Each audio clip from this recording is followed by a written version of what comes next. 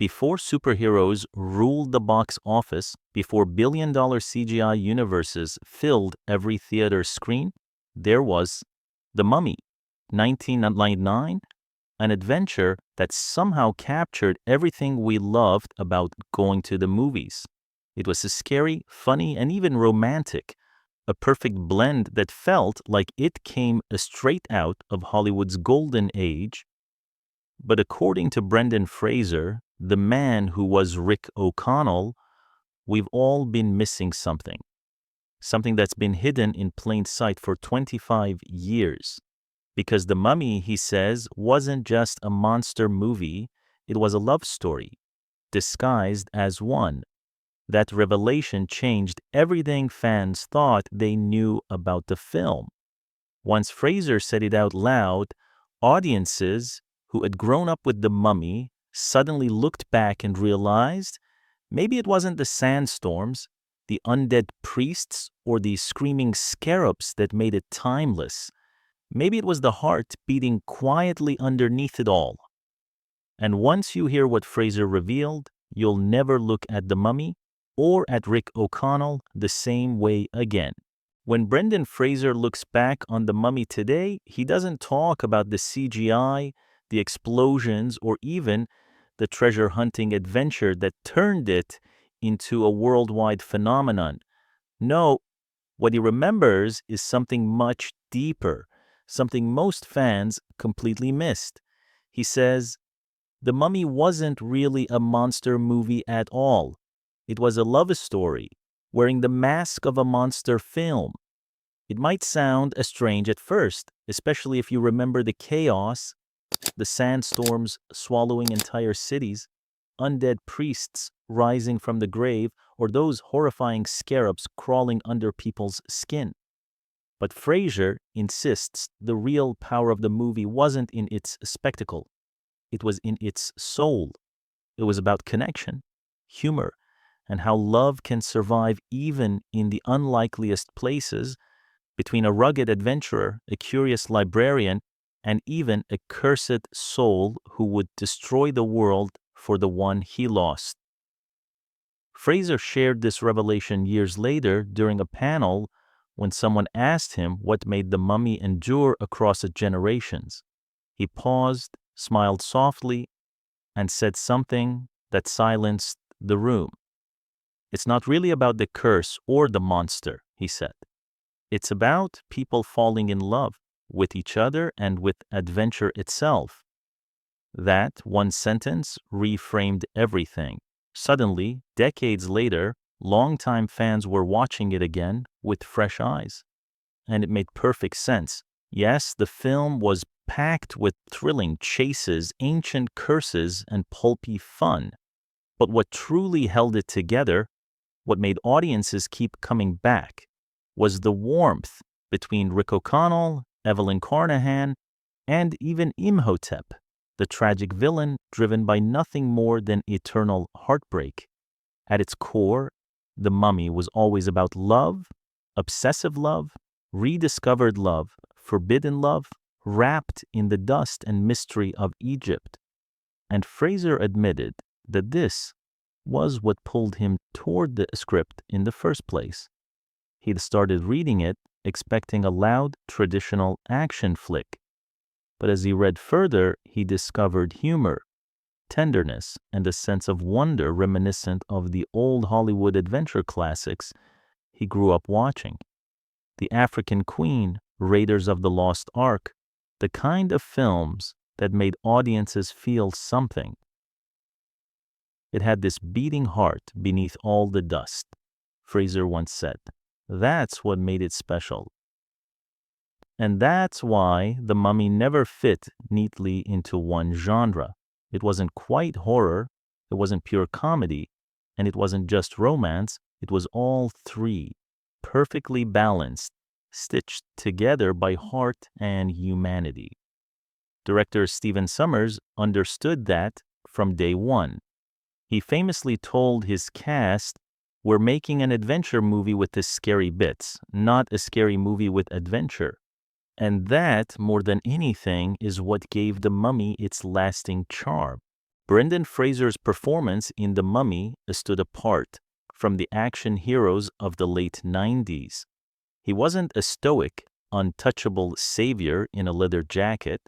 He was charming, clumsy, brave, and vulnerable, the kind of hero who could make you laugh right after making your heart race. That balance of humor and heart became the soul of the movie. There's an easy warmth that radiates through The Mummy, something rare for its genre. You don't just root for Rick and Evie because they're brave. You root for them because they feel real. Rick's rugged impulsiveness, Evie's awkward intelligence, their constant banter, it's electric yet innocent. Somewhere between chaos and danger, two very different souls find love. Fraser would later admit that this chemistry, the spark that felt so effortless, was what carried the film beyond its genre. People remembered the explosions, he once joked, but they stayed for the connection. Even the villain's story fit that theme perfectly. Imhotep wasn't just another movie monster. He was driven by the same force that moved Rick and Evie, love. His rampage, as terrifying as it was, came from a broken heart that refused to die. When you strip away the curses, the tombs, and the spectacle, what remains is a story about how far people will go for love, whether that love saves them or destroys them. It's almost poetic then that Fraser's performance mirrored that same emotional honesty. He grounded the film with sincerity, refusing to play Rick O'Connell as a caricature. He wasn't trying to be the coolest guy in the room. He was just trying to survive, protect the people he cared about, and maybe crack a joke while doing it. And audiences felt that. They believed in him because he didn't feel like a movie star. He felt like a friend, a guy who could laugh through chaos, fall in love in the middle of a sandstorm, and still get back up when everything went wrong. That's what made The Mummy timeless. Beneath all the curses and CGI, there was heart. You laughed when Rick panicked. You smiled when Evie finally kissed him. You cared when one of them got hurt. It wasn't just spectacle, it was emotion. And it's that emotional truth that explains why, even decades later, audiences still quote it, rewatch it, and call it one of the most rewatchable adventure films ever made. Brendan Fraser made the impossible believable. When people talk about The Mummy today, it feels like destiny, as if it was always meant to be that perfect mix of humor, danger, and heart. But the truth is, the movie we know and love almost didn't exist at all. Before Brendan Fraser ever swung a sword or kissed Rachel Weisz under the desert sun, The Mummy was supposed to be something else entirely, a grim, dark, and brutally serious horror film. Universal Studios spent nearly a decade trying to resurrect its classic monster franchise, and the early attempts were nothing short of disastrous. In the early 90s, the studio's vision was gothic and moody, closer to Interview with the Vampire than Indiana Jones. Several filmmakers took their shot. Horror legend Clive Barker pitched a version so disturbing and surreal that the studio executives reportedly fled the room. Then came Joe Dante, the man behind Gremlins, who wanted a psychological spin starring Daniel Day-Lewis as a tortured mummy haunted by his past. It was ambitious and utterly strange. Scripts were written, rewritten, and thrown away. There were rumors of a low-budget monster movie, even a sci-fi reinterpretation of the legend. But nothing felt right. Everyone agreed the mummy was iconic. They just didn't know how to make him matter again. And then, when hope was almost gone, Stephen Sommers walked in. At that time, Summers wasn't a household name. He was known for directing lighthearted, pulpy adventures, the kind of movies that didn't take themselves too seriously. But that was exactly what the Mummy needed. He grew up loving the black and white Universal monster movies, but he also adored Raiders of the Lost Ark and The Princess Bride. When the studio was ready to bury the project for good, Summers came in with a single game-changing idea. What if we make an adventure movie with scary bits, not a scary movie with adventure? That one sentence changed everything. Suddenly, Universal could see it, a thrilling romantic roller coaster through the desert. Big laughs, big action, big heart. Summers wanted to capture that old school sense of wonder and danger, the kind that made audiences lean forward instead of look away. He called it a roller coaster through the sand. And it was a bold pitch because in 1999, Hollywood action movies were getting darker, meaner, and more cynical. Summers wanted the opposite: color, humor, warmth, and optimism. But even after that breakthrough, the movie was far from safe. Universal executives hesitated. Adventure movies are expensive, one of them said. And who wants to see a mummy movie in 1999? Summers knew he needed the right face, someone who could make audiences laugh 1 second and care the next, someone who could make danger feel fun. And that's when Brendan Fraser walked through the door. He wasn't the obvious choice. Back then, Fraser was best known for comedies Encino Man, George of the Jungle, not exactly the resume of a rugged action star. But that's precisely what made him perfect. Summers didn't want another brooding macho hero. He wanted humanity. When Brendan walked in, Summers later said, he was this mix of Errol Flynn and a golden retriever. You just couldn't not root for him. Universal wasn't convinced. They wanted safer names: Brad Pitt, Tom Cruise. Ironically, Cruise would later star in the 2017 reboot that failed to recapture the original's soul. But Summers stood his ground. He believed Fraser was the heart of the film, and history would prove him right. Fraser brought something no one else could: authenticity, humor, and heart. He could fall off a camel, punch a mummy, and still look like he was having the time of his life. He wasn't just playing Rick O'Connell, he was Rick O'Connell. And opposite him, Summers found the perfect match: Rachel Weisz, a woman who would redefine what it meant to be a female lead in an adventure film. But before that magic could happen, the cast would have to survive the chaos of Morocco. When filming finally began in Morocco, everyone expected challenges.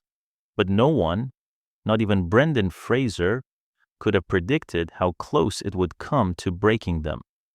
The desert was merciless: blistering heat, endless dunes, and sandstorms that could swallow entire sets.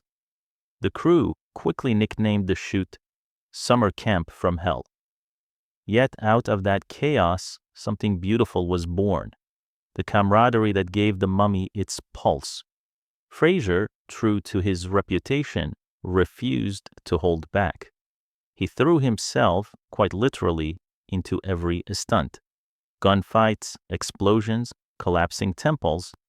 If it could be done practically, he wanted to do it himself.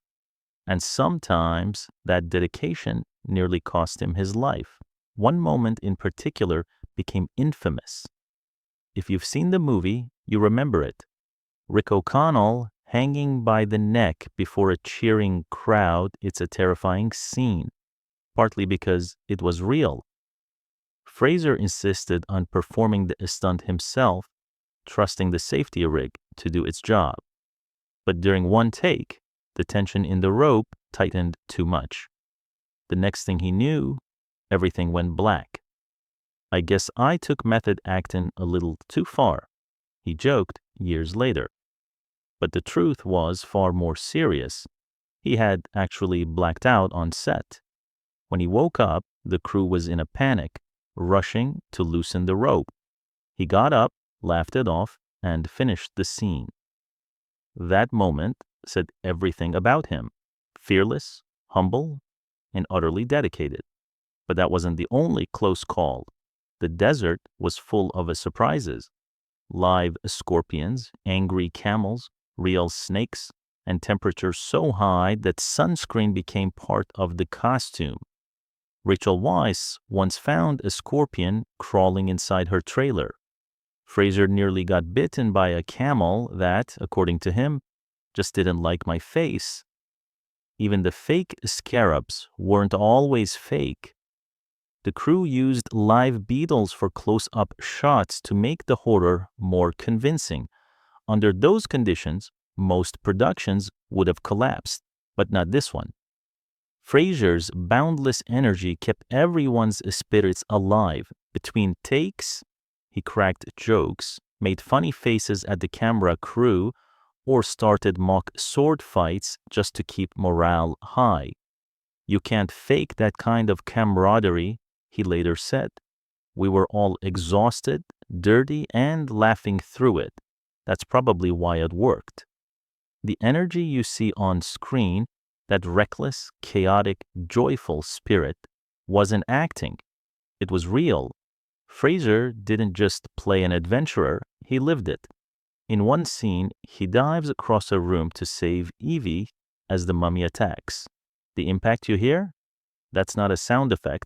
That's the real noise of Fraser slamming into a pillar. The director loved it so much, he kept it in. Years later, Fraser would admit the toll was immense. The mummy's intense physicality left him with multiple injuries, surgeries on his spine, knees, even his vocal cords. But he never complained. He believed authenticity mattered more than comfort. If you see Rick getting thrown into a wall, he said, that's probably me. And that's why audiences connected with him. He wasn't an indestructible superhero. He was human. He got hurt. He got tired. He kept going. His humor wasn't just comic relief. It was survival. We weren't pretending to be gritty, he explained. We wanted people to feel like they were on the ride with us. That authenticity made The Mummy what it is. A chaotic miracle of sweat, laughter, and danger that has somehow never lost its warmth. It wasn't polished, it wasn't perfect, and that's exactly why it endures. If Brendan Fraser was the heartbeat of The Mummy, then Rachel Weisz was the steady rhythm that kept it alive. Her role as Evelyn Carnahan could have easily fallen into cliché, the bookish damsel constantly needing rescue. But Weisz had other plans. She turned Evie into something rare, a heroine defined by brains, bravery, and an unshakable curiosity. From the moment she tumbles onto the screen, literally knocking over an entire library in one unforgettable domino effect, you can tell she's not the usual leading lady. She's awkward, determined, and utterly endearing. And somehow, Weisz made all those contradictions feel human. Audiences didn't just fall for Evie because she was clever. They fell for her because she was real. She wasn't born to be an adventurer. She chose to be one. Weisz later said she approached the character like she was in a screwball comedy rather than a monster movie. I didn't want her to be just a pretty girl, she explained. Evie's got a mind of her own. She's ambitious, she's bookish, and she's not afraid to admit when she's out of her depth. That honesty made her irresistible, both to the audience and to Rick O'Connell. Where Rick was swagger and instinct, Evie was intellect and heart. Together, they balanced each other perfectly. Their chemistry wasn't scripted. It happened. Behind the scenes, Fraser and Weisz shared an instant rapport. Between takes, they'd tease each other. improvised jokes, and the slip-in moments of humor that would end up in the final cut. The most famous of them all came during the boat scene, when a slightly tipsy Evie slurs, "I am a librarian," a line that was completely improvised. The crew erupted in laughter, and director Stephen Sommers wisely left it in. What's fascinating is that Rachel Weisz wasn't Universal's first pick. In early drafts, Evie was written as a glamorous femme fatale, poised, mysterious, almost untouchable. But Weisz flipped that image on its head. She gave Evie warmth, clumsiness, and a spark of defiance that made her unforgettable. Her bravery wasn't the kind that comes from confidence, it came from conviction. She was brave because she cared too much. That's what made her real. That's what made audiences fall in love. But Weisz's integrity extended beyond the screen. When Universal decided to move forward with The Mummy, Tomb of the Dragon Emperor in 2008, fans expected her return. When she declined, rumors swirled. Creative conflicts, scheduling issues, even speculation about tension with the studio. The truth was simpler and more powerful. Evie had changed so much, Weisz later said. She didn't feel like the same person anymore. She walked away, choosing artistic honesty over money, and that decision only made audiences respect her more. Her absence left a void that no sequel could fill, a reminder that The Mummy's magic came from that perfect chemistry between two imperfect people. Fraser brought the adventure, Weisz brought the heart, and together they created something timeless, a love story buried beneath the sand and the screams. But while their performances carried the film emotionally, one more ingredient sealed The Mummy's place in cinematic history: its unforgettable visual magic. If there's one image that defines The Mummy, the one that lingers in your mind long after the credits roll, it's the colossal sandstorm morphing into a screaming face, chasing our heroes across the desert. Even decades later, it remains one of cinema's most haunting, mesmerizing visuals. But what makes it even more fascinating is how it came to life, not through the limitless tools of modern CGI, but through a mix of creativity, invention, and raw filmmaking passion at the very edge of what was possible in 1999. The team behind that magic was Industrial Light and Magic, the same wizards who had revolutionized visual effects with Jurassic Park. Yet The Mummy posed a unique challenge. They had to make sand itself feel alive. It wasn't enough to look real. It had to feel ancient, threatening, and emotional, like the desert itself had a soul. Remember, this was the late 90s. There were no pre-built sand simulations or digital texture packs to rely on.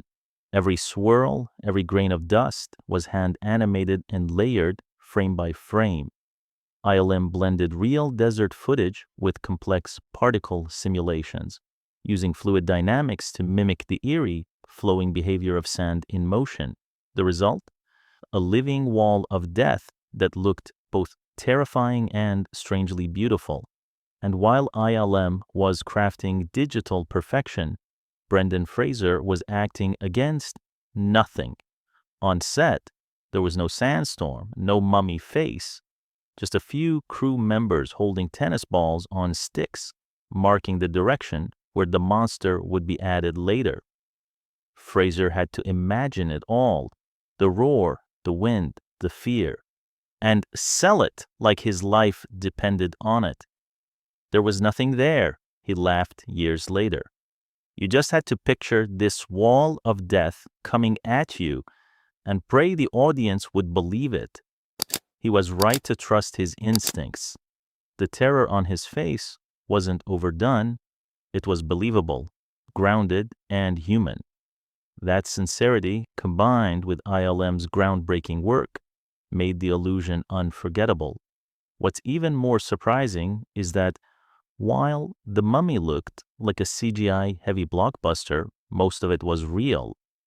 The ancient tombs, full-scale sets built by hand in the Moroccan desert, the torches, the explosions, the crumbling bridges, all practical effects. Even the iconic scarab scenes, those horrifying beetles crawling under a skin, were achieved through a blend of animatronics, real beetles, and clever camera work. CGI only stepped in when the practical world reached its limits. Fraser often said that this balance between real and digital was the secret to the movie's magic. It's easier to act when there's something in front of you, he explained. You can feel the heat, smell the dust, and react naturally, and you can feel it in every frame. Unlike today's over-polished blockbusters, The Mummy had texture, grit, imperfection, and soul. When you watch it now, 25 years later, the effects still hold up, not because they're flawless, but because they're believable. You can sense the sweat, the smoke, and the danger.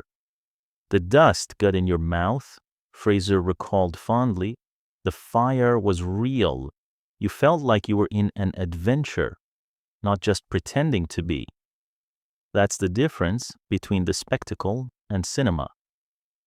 The Mummy wasn't just created, it was lived. And just as the desert wind eventually calms, so too did Fraser's wild adventure with the franchise. What came next was a story not about fame or fortune, but about pain, perseverance, and redemption. When the dust of the Mummy trilogy finally settled, Brendan Fraser found himself at a crossroads. The same relentless energy and fearlessness that made Rick O'Connell an icon had come with a devastating price.